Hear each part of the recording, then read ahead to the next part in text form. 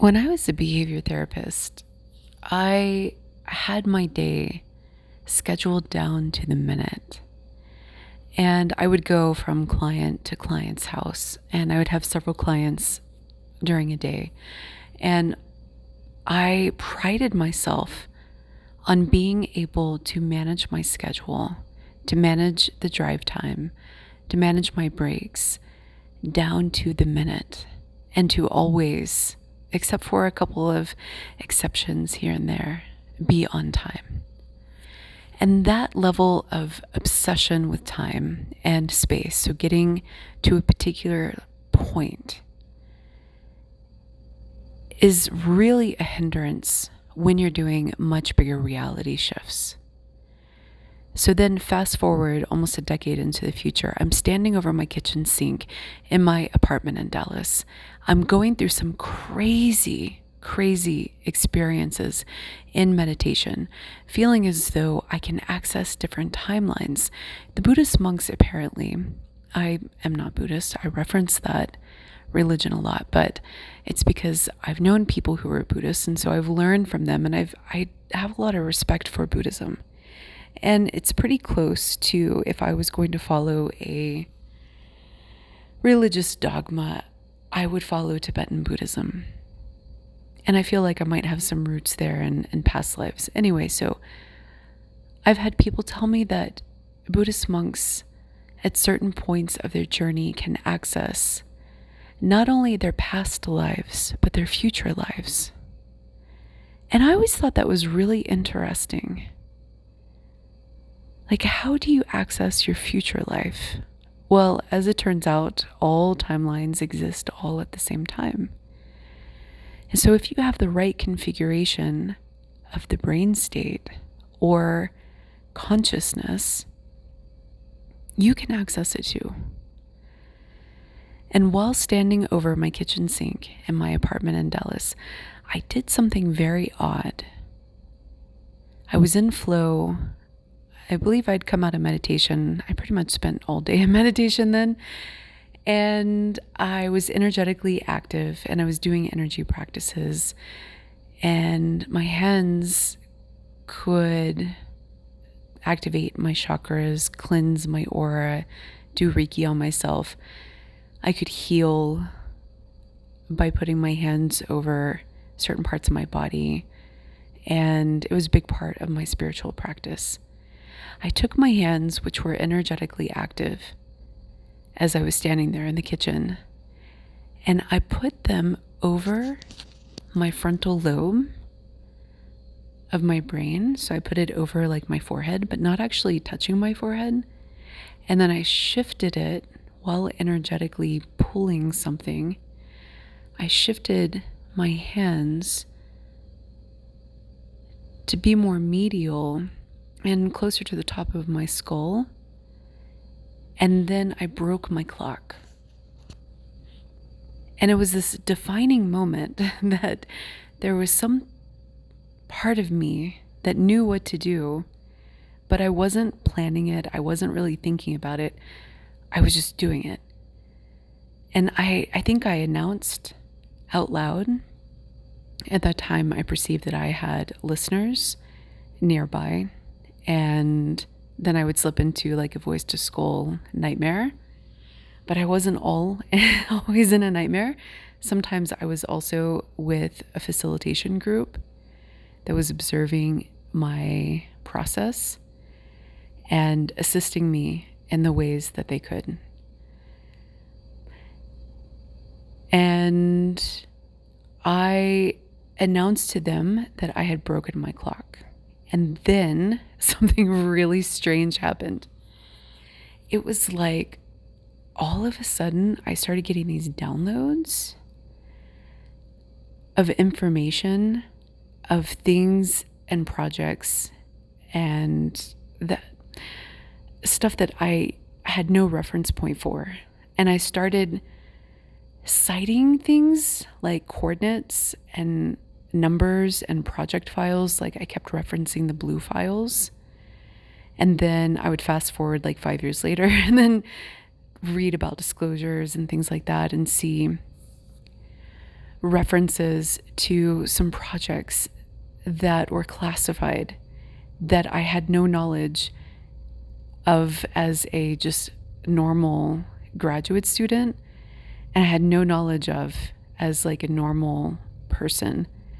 But when I started awakening, it was like there was a part of me that was coming online and accessing not only future timelines, and I mean really, really future timelines, like thousands of years into the future, different matrices, intergalactic libraries, and just some really cool things, technologies, species.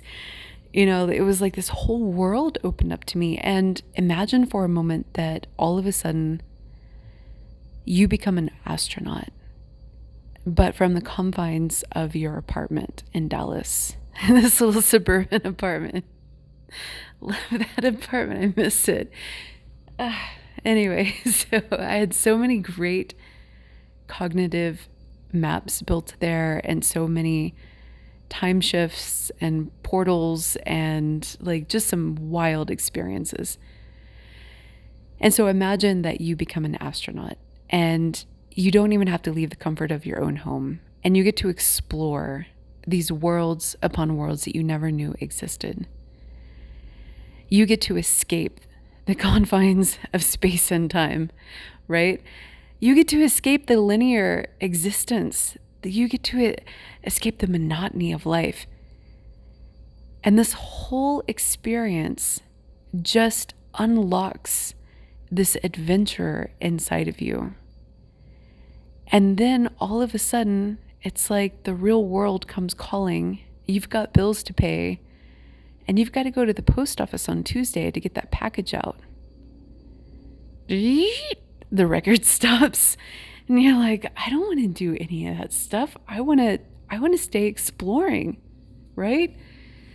We need to find jobs that we can help people do this, because it's so fun. And I've thought about setting up a foundation and issuing grants to people, but I'm not in a position where I can realize that dream right now. But eventually, at the later stages of my life, I have several plans of that nature to give back to the collective and to help facilitate some of these experiences in safe environments when possible, because I really needed that.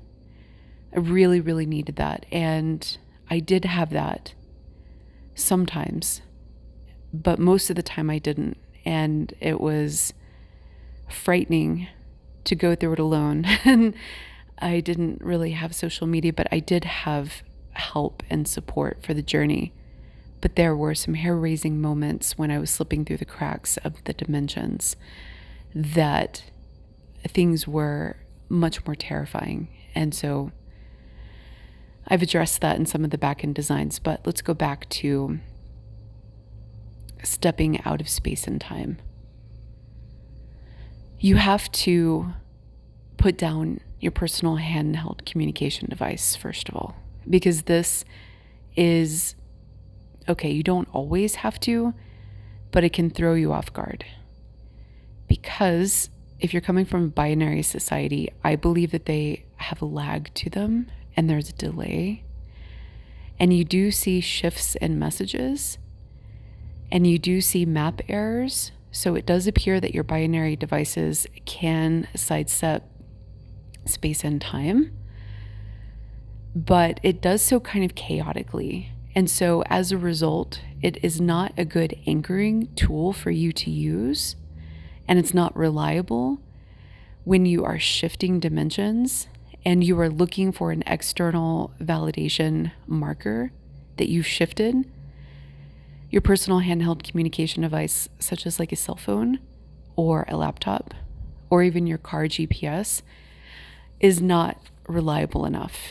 I have wanted a quantum clock to be developed, but I don't know if it is in development or has been developed. But I definitely found that there was a need for an external anchoring device that was sensitive And I don't know how to do this. I'm also not a machinist, and I'm not a device builder. So it's not my aptitude. I have other aptitudes, but this is not one of them. And I don't know how you would take the perceptual experience of shifting space and time and put it outside of you into a device that could keep the pace. And I also haven't solved the mystery of why there does seem to be a delay, but it's a problem.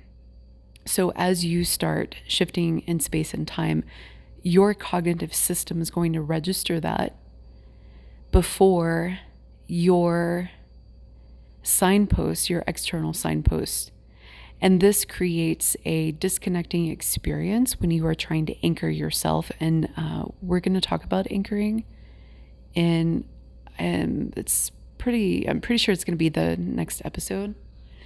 It was going to be this one, but at the last minute, I changed it to space and time, and following the instructions of my entourage and guidance team. Got a little buzz, a little download about a change of schedule. So I find that when you're new at reality shifting and you start stepping away from space and time, first of all, it's very disorienting. And second of all, when it happens to you, there's this, oh shit, did that really happen? And then if you're like most normal people, you're going to look for external validation before you really start to believe it. And that's where you have the most probability of losing your shit or slipping back or convincing yourself that none of it is real. And I think we just happen to be existing at a plane of existence that this is relatively undiscovered and uncharted territory. And so as a result, we don't have the support tools, the devices, and the systems in place for which to really smoothly guide through this experience. And as a result, there's a lot of misinformation, there's a lot of questions, there's a lot of backpedaling, there's a lot of misunderstanding, unintentional misunderstanding. And so it's just a reflection that we need more brilliant minds, potentially like yourself, to help out with these efforts in order to facilitate the process. But right now we're just kind of winging it. And so when you're winging it, you're going to go back and forth and you're going to get stuck in your baseline reality. You're going to not be able to anchor in, presumably anchor into a vastly different reality. And so there are practices that you can do to help with this and to help you keep your shit together. So in addition to putting your phone down, the other reason to do this too is that keeping up with culture, keeping up with communications, keeping up with jobs, unless your job is like really free floaty, like some jobs are like that. Like if you're an artist, then you might have more fluidity than somebody who is like a manager leading people 9 to 5. And those types of schedules, the very heavily regimented schedules, in my opinion, if you're doing big jumps, make it very challenging for you because you're always tied to space and time, kind of like when I was a behavior therapist. And that tethering to space and time, there's like a function in our brain. I've experienced it being off and on. That is always pinging the clock. It's like we have NTP servers in our minds. And it's always like, hey, what time is it? Hey, what time is it? Oh, I got to get to, oh, I got to do this, especially if you're from the United States. And so we're just constantly checking in. And it's subconscious, and we have clocks everywhere, which is why I was really excited in some of my reality shifting to move into planes of existence where there were quantum hotels. And I had an idea for this as well, to have a place that had no clocks in it whatsoever. Because whenever you look at a clock, you automatically start thinking of what you need to do. And one of the reasons that I ended up leaving Dallas and moving to Los Angeles is, I mean, it's more complicated than this, but I had this moment where I was sitting out on my balcony smoking. I don't smoke anymore, but then I did. And I had just woken up and I was looking around and I could tell that I woke up in a new reality layer that was brimming with potential and beautifulness and a really epic love story. You can feel these things energetically. And I was supported and nurtured and looked after by this really great, I don't know, person, entourage, system. I don't know who the collection of nouns are and whether it's singular or plural, but I could feel the energy. And it was a place that I really wanted to be at. And then I thought about an email that I had to send. And literally, it was like all of a sudden my mindset, I could feel it. I'm thinking like Sonic the Hedgehog, how Sonic has like those little, the hair on his head. And sort of like it'll go back or forward, right? And it was back for a moment and I was like totally relaxed and feeling like all of these good vibes. And then it was like, oh, I've got to send an email to my apartment complex, my leasing office. And then boom, it was like the reality shifted. And then everything changed. And it was like all of a sudden I was snapped back into this nightmare version. And this is the part about differentiation that we'll get to later. But I had so many nightmares originating from that apartment that some of them were transmuted, but not all of them. And it was a very arduous process. And it took a lot of work, psychological work on my part. And I got really, really far, but I was still struggling with a mindset slip. And so just by thinking about what to do that day, so being tethered to time, and that data point was tethered to this decision tree of experiences, not really decision tree, but this tree of experiences and memories, and this cognitive map that was strong enough to pull me back. And so then I said, I've got to get out of here. And I let go of Dallas and the apartment. And I did so in a very unusual way that I'll talk about later. But the point is that the power of the calendar, the power of the clock, especially if it's tethered to routines or memories or a sense of identity or a behavioral paradigm, like when you think about you and translating this to a database. I shouldn't do that because I'm not a computer scientist. I wanted to be a data scientist at some point, but I couldn't do any more school after my PhD. I just could not fathom any more school.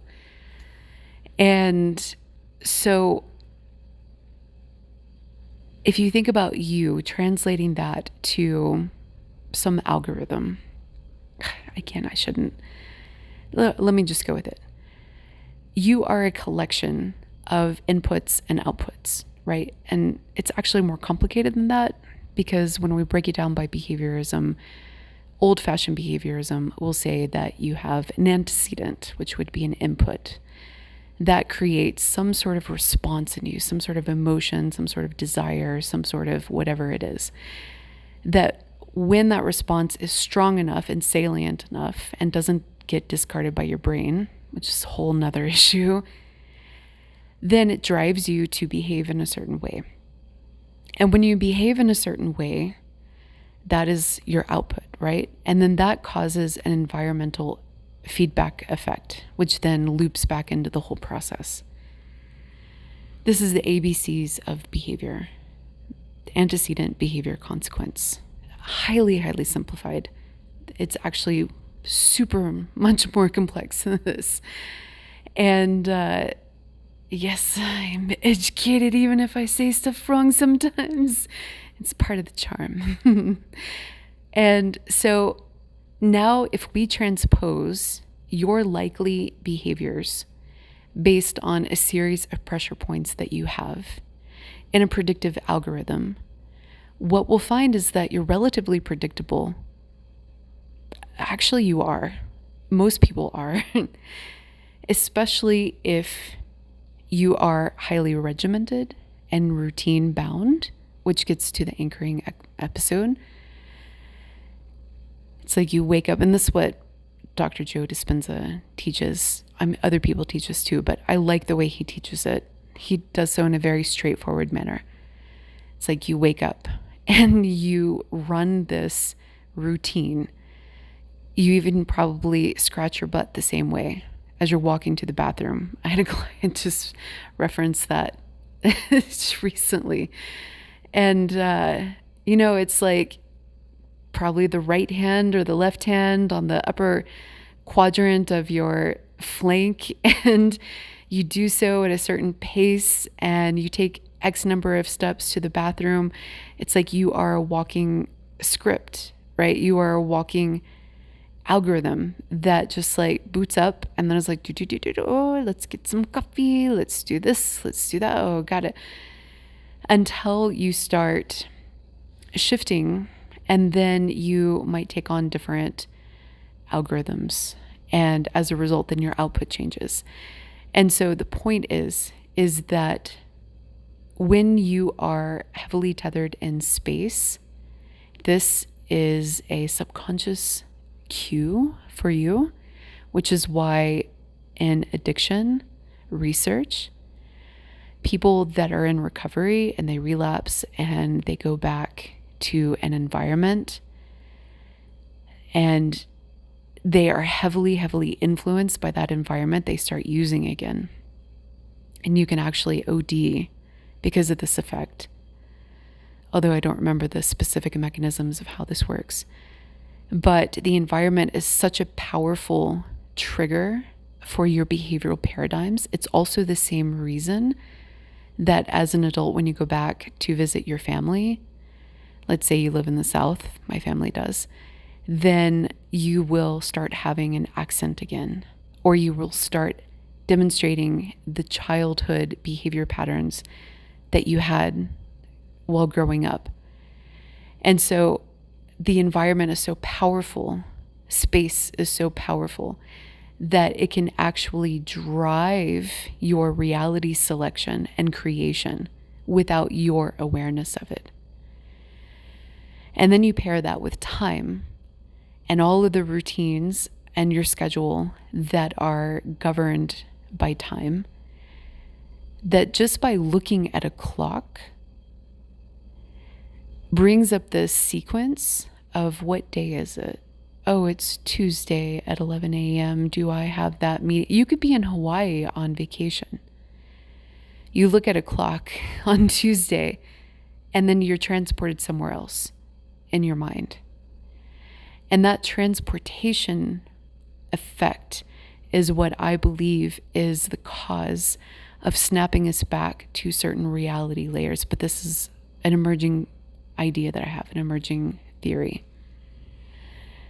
And so as a result, you have to learn how to put down your phone and put down your schedules and put down triggers in your environment and disrupt your routine, because this gives you this subliminal feedback mechanism that allows you to experiment.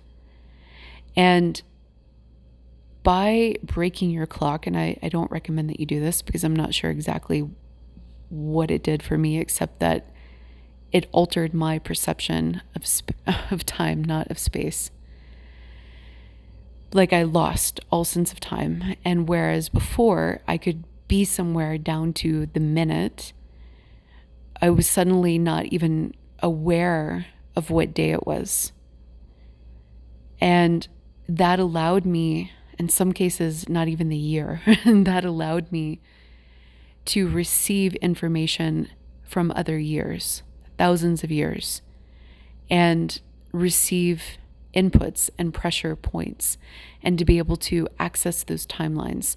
So you can use these mechanisms in your brain to your advantage once you step away from space and time and you start calling down information from the ether or the cosmos, or quantum traveling. One of the first things that you do in a meditative state is that you access other versions of you, other timelines.